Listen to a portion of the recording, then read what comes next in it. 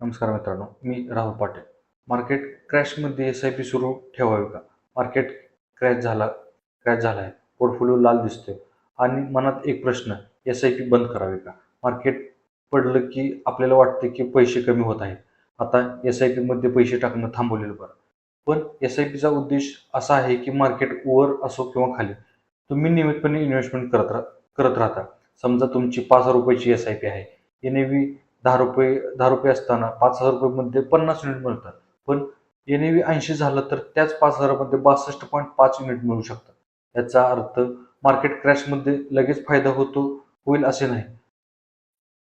Market आणखी खाली जाऊ शकते आणि तुमच्या इन्व्हेस्टमेंटची व्हॅल्यू काही काळ कमी होऊ शकते.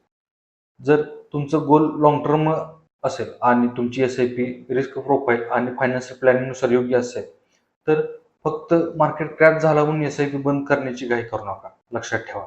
मार्केट क्रॅश पाहून स्ट्रॅटेजी बदलू नका. तुमचं गोल आणि फायनान्शियल प्लॅननुसार निर्णय घ्या. म्हणून मार्केट क्रॅश झाला म्हणून घाबरू नका. एस-आय-पी बंद करण्यापूर्वी एकदा विचार करा. तुमचं गोल बदलला आहे की फक्त मार्केट?